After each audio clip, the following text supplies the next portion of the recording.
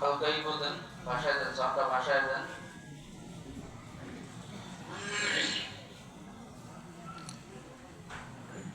الحمد لله الذي جعل الشمس والقمر بحسبان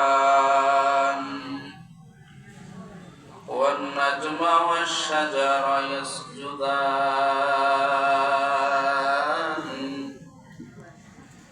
وفضل زمانا على زمان كما فضل مكانا على مكان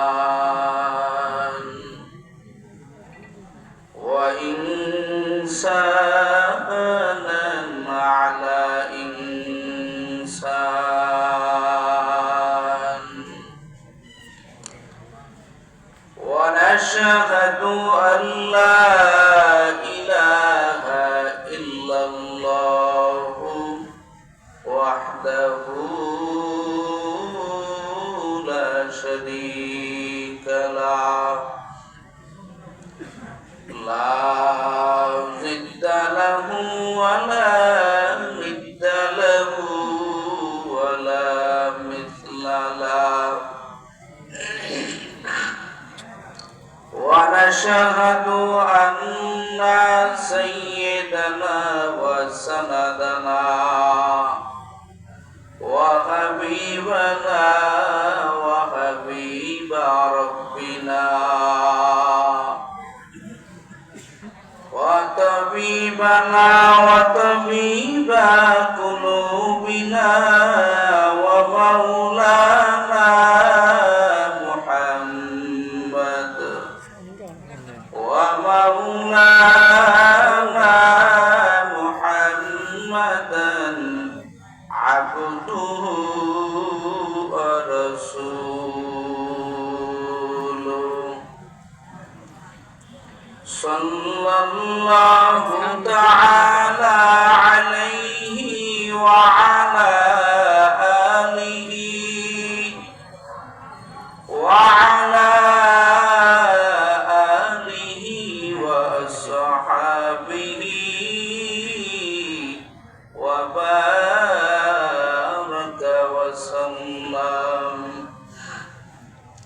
وبارك وسلم تسليما كثيرا كثيرا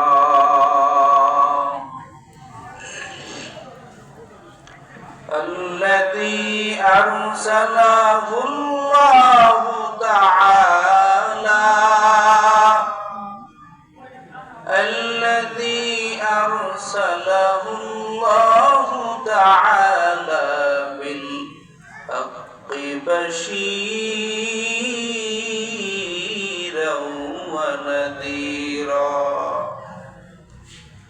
وداعيا إلى الله بإذنه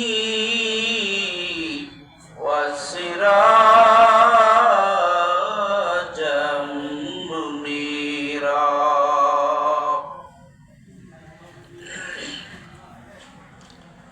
أما بعد فأعوذ بالله من الشيطان الرجيم بسم الله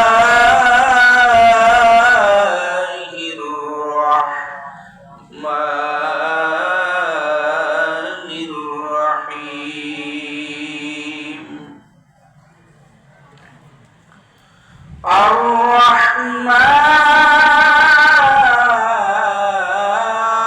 الرحمن علم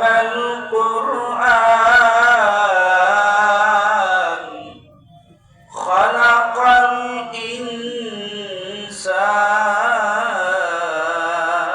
الإنسان علمه البيان وقال النبي صلى الله عليه عليه وآله وسلم خيركم من تعلم القرآن وعلمه أو كما قال عليه الصلاة والسلام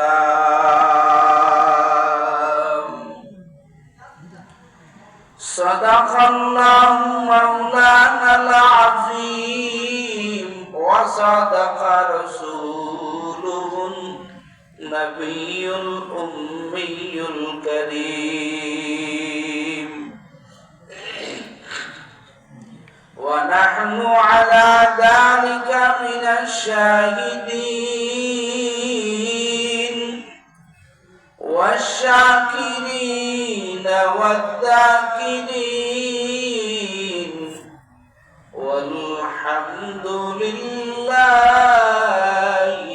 رب العالمين. وقال تعالى في شأن حبيبه ومحبوبه ومعشوقه مخبرا وعامرا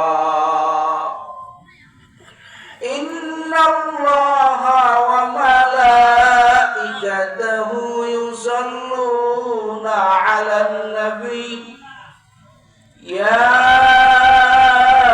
أيها الذين آمنوا صلوا عليه وسلموا تسليما. محبت درود شریف پڑھی اللهم صل على محمد وعلى آل محمد كما صليت على إبراهيم وعلى آل إبراهيم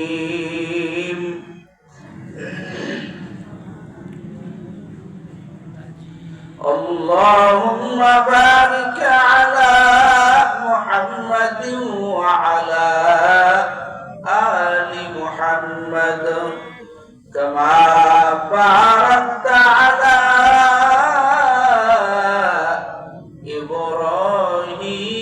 إبراهيم وعلى آل إبراهيم إنك حميد مجيد. لا إله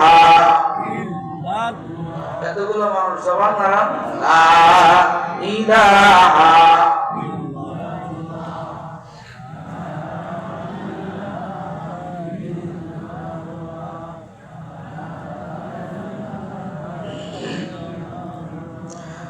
লা ইলাহা ইল্লাল্লাহ লা ইলাহা ইল্লাল্লাহ লা ইলাহা ইল্লাল্লাহ লা ইলাহা ইল্লাল্লাহ জোরে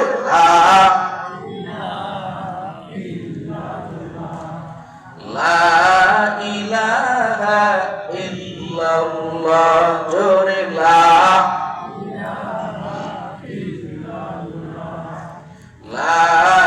ইলাহা লা ইলাহা ইল্লাল্লাহ মুহাম্মাদুর রাসূলুল্লাহ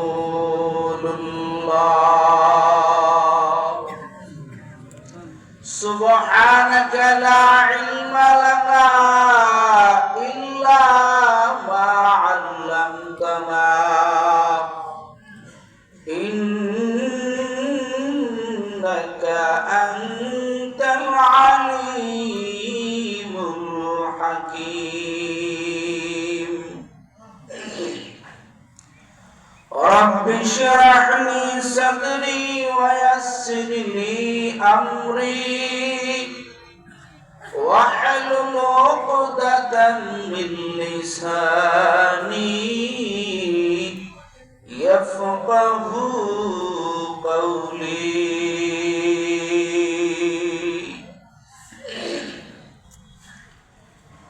मैं दूर हो मजबूर हो ऐ सैयद आलम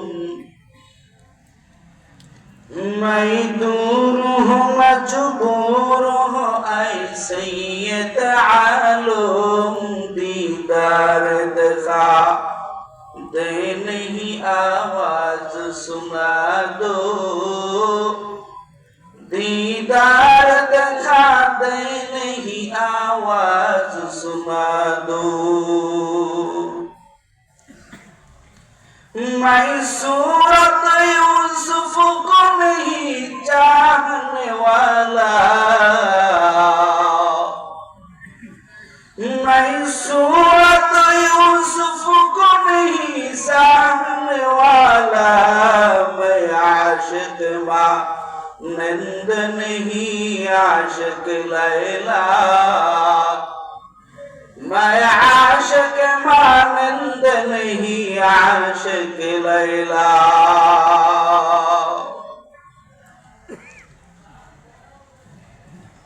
রাহানটা দারুল উলুম ইসলামিয়া মাদ্রাসার উদ্যোগে আয়োজিত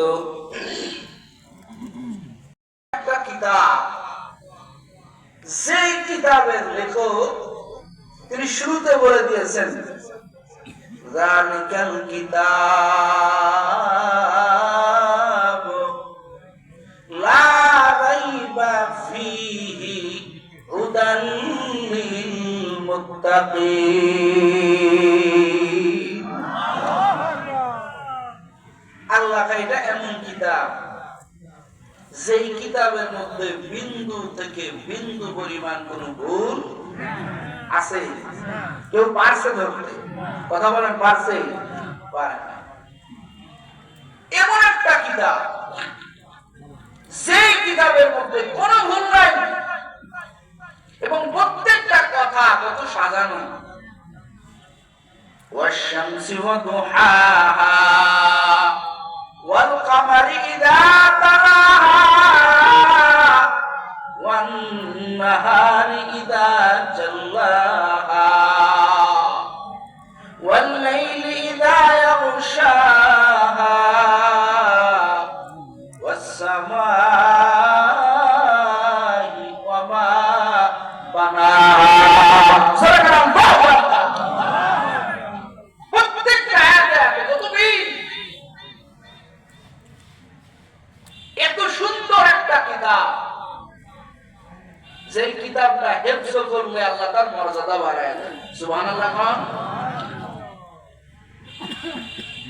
এই সূরার প্রত্যেকটা এই কোরআনের প্রত্যেকটা সূরা 114টা সূরা এই প্রত্যেকটা সূরা একটা মিল করে করে আল্লাহ নাযিল করেছেন জোরে করেন সুবহানাল্লাহ আমি আপনাদের সামনে যে সূরা আর রহমান তেলাওয়াত করেছি এই সূরার আগের সূরা আর এই সূরা মধ্যে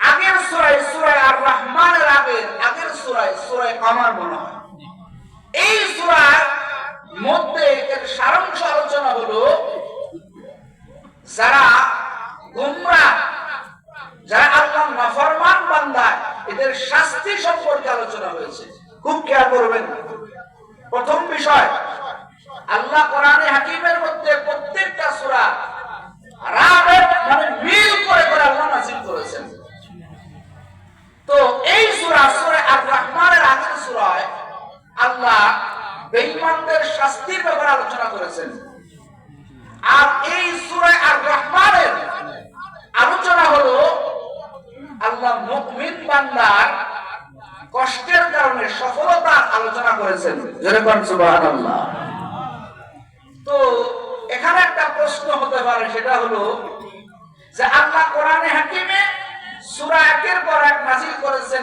মিল করে করে কিন্তু কোন সূরায় তো মিল নেই একটা মধ্যে আলোচনা করলেন যে এটার মধ্যে জাহান্নামের ভয় মুমিন বান্দা নাফরমান বান্দা তার অপকর্ম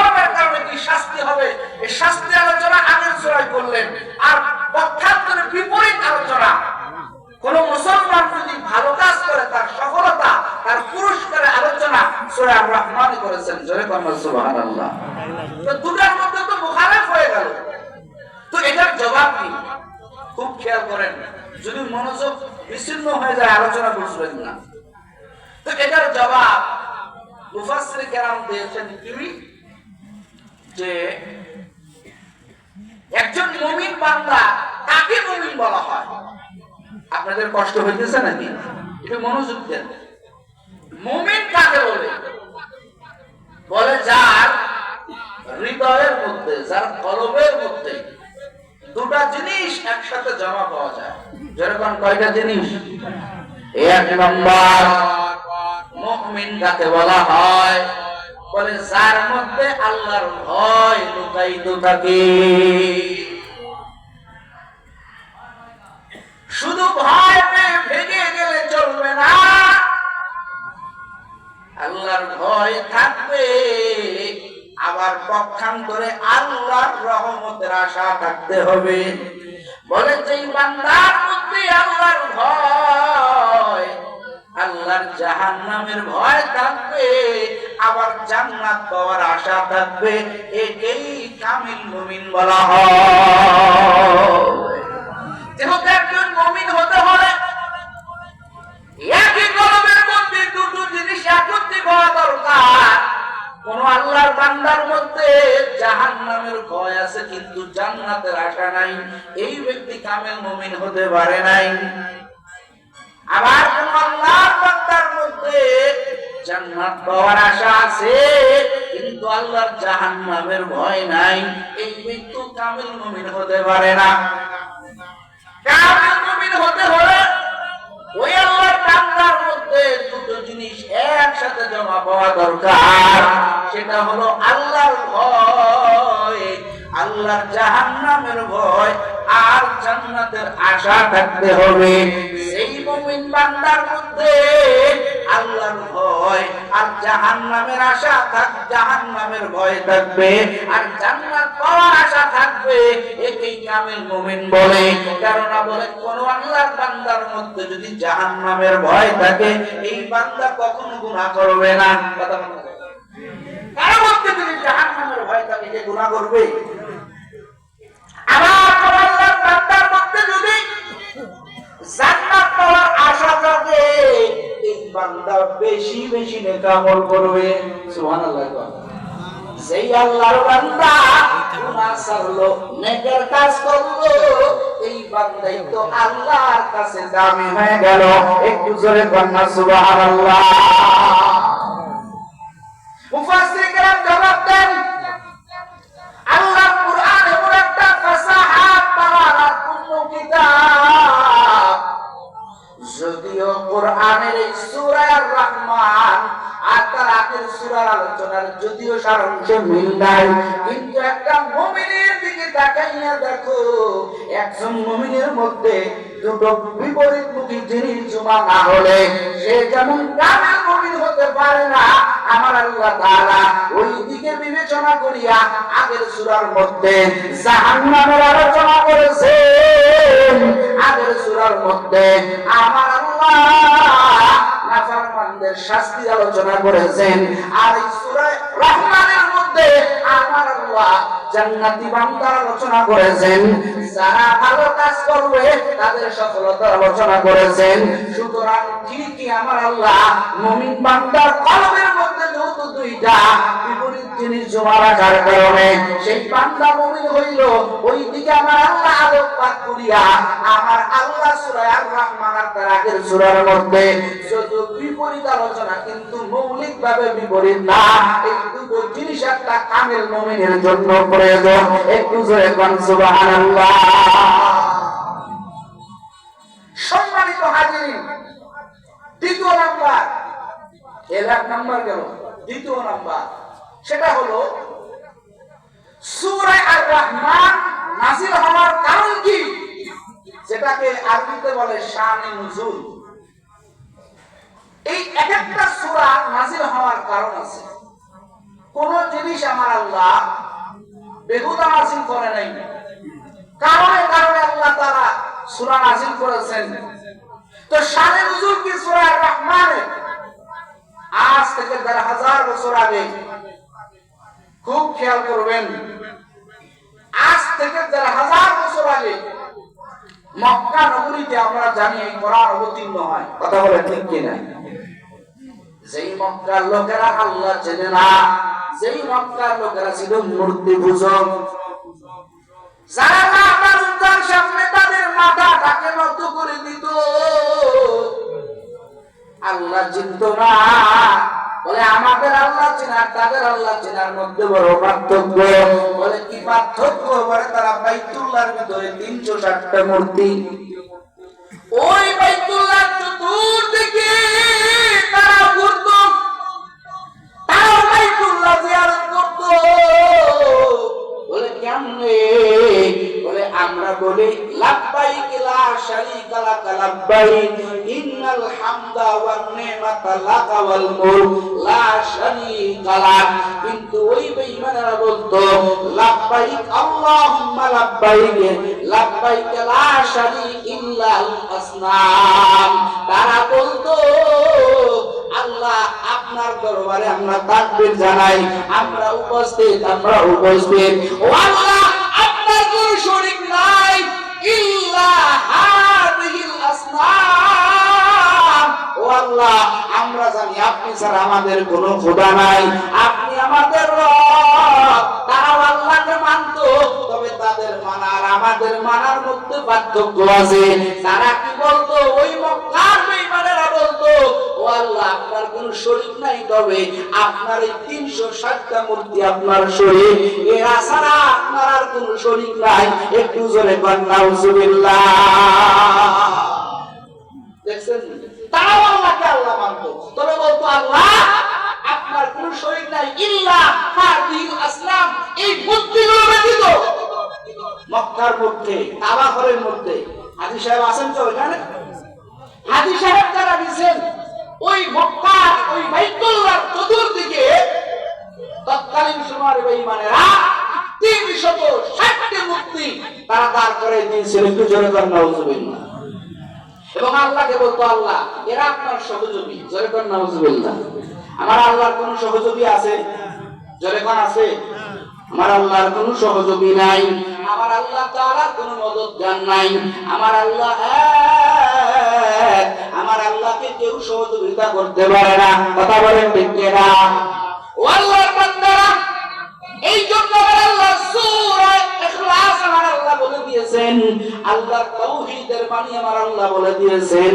সবাই পড়েন কুল হুয়াল্লাহু আহাদ আল্লাহুস সামাদ লাম ইয়ালিদ ওয়া লাম ইউলাদ ওয়া লাম ইয়াকুল লাহু কুফুয়ান।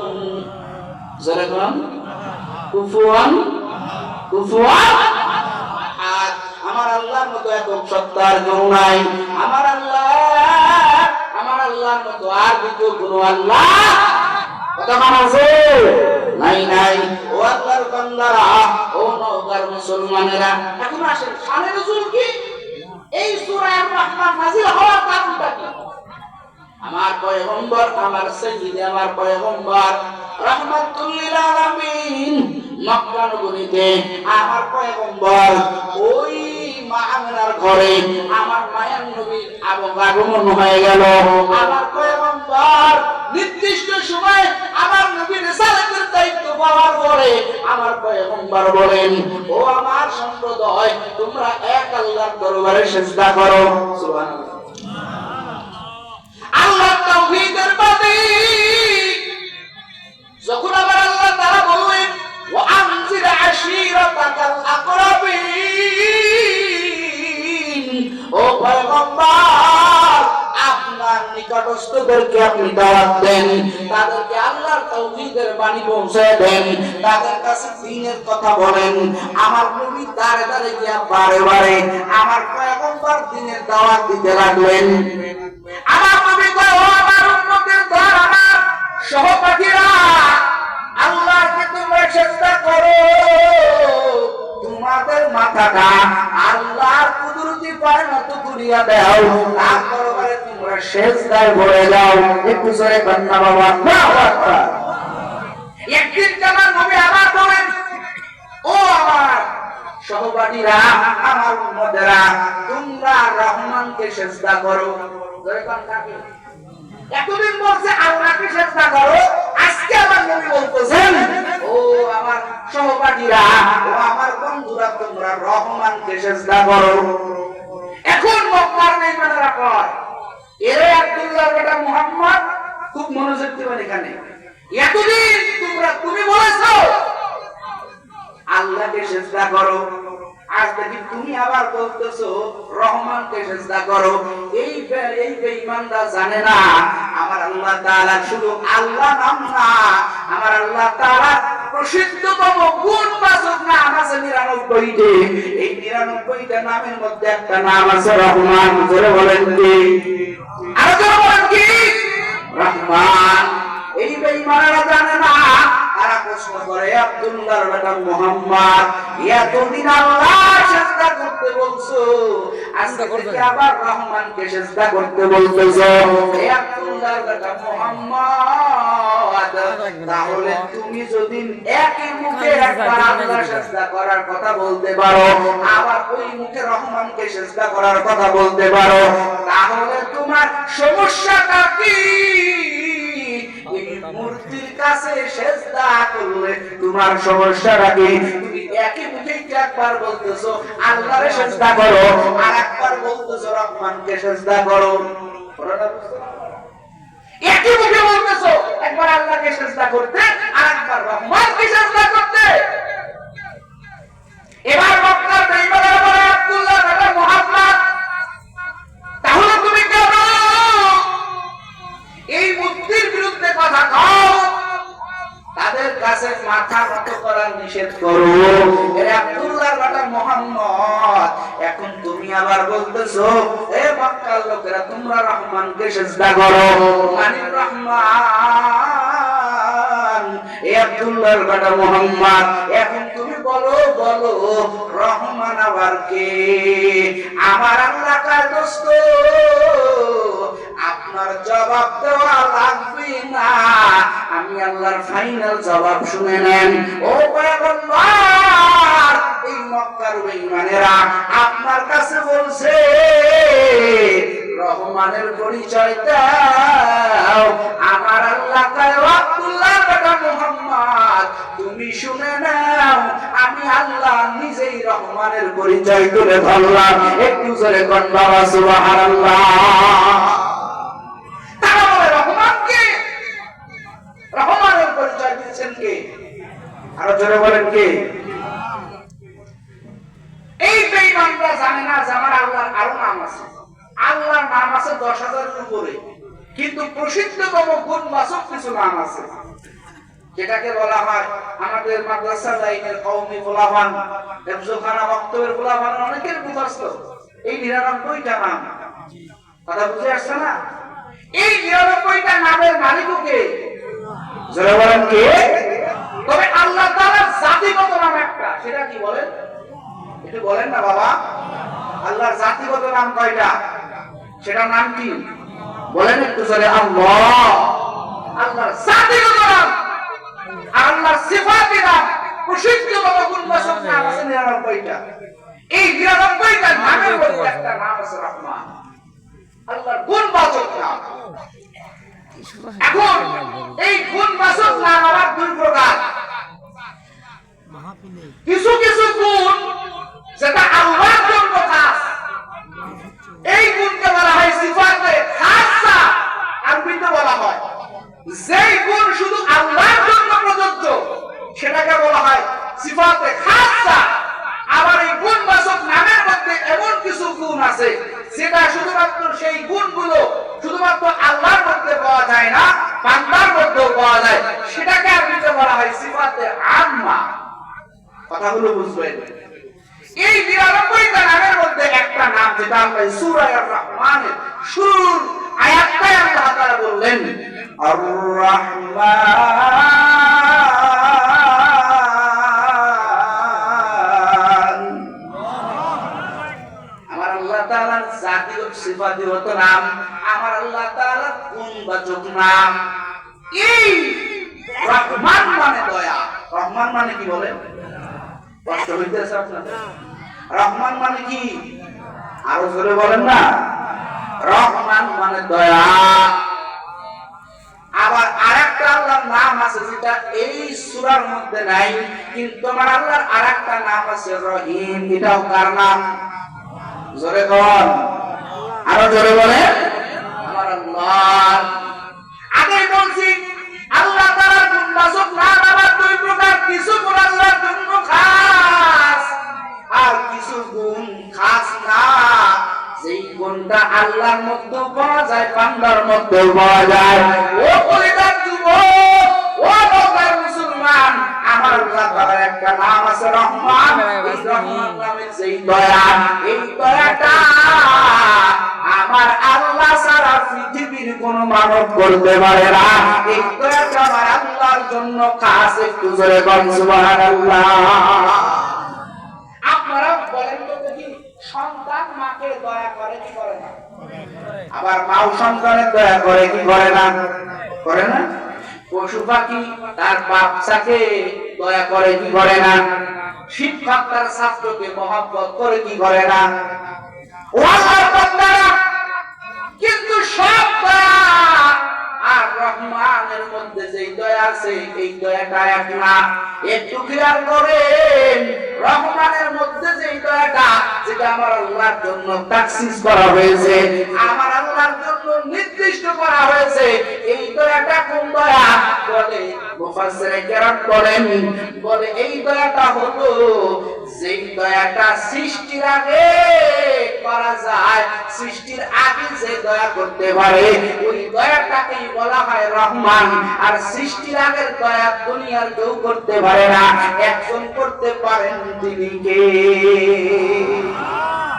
আমার আল্লাহ তাআলা আদম বানাইয়া দেন, এ ফেরেশতার দল, আমি আল্লাহ আদম বানাইলাম, আমি আল্লাহ তাআলা মানব জাতি বানাইলাম। এখনো বানাইনি, বানাইবে বলতেছে, আমি বানাইবো। আমার আল্লাহ তাআলা ফেরেশতা, আমি আদম বানাইবো, আমি আল্লাহর অর্ডার। এই আদম জাতিকে তোমরা সিজদা করবা, এখনো কিন্তু বানাই নাই। আল্লাহ কয় তোমরা সিজদা করবা, ফেরেশতা কয় না আমরা সিজদা করব না। ইবলিস কয় আমি সিজদা করব না। সব ফেরেশতা সিজদা করে, ইবলিস সিজদা করে না। যুক্তি দায়ের করলো আল্লাহ আদমের বৈশিষ্ট্যকে, বলে আদমের বৈশিষ্ট্য হলো এই আদম জাতি আমি আল্লাহর ইবাদত করবে। একটু জোরে বলুন সুবহানাল্লাহ। তো ফেরেশতারা আমরাও তো ইবাদত করি, তো তার কাছে আমরা কেন আমাদের ইবাদত করব? তুমি আদম বানাইছো মাটি দিয়া, আর আমাদের কি বানাইছো আগুন দিয়া।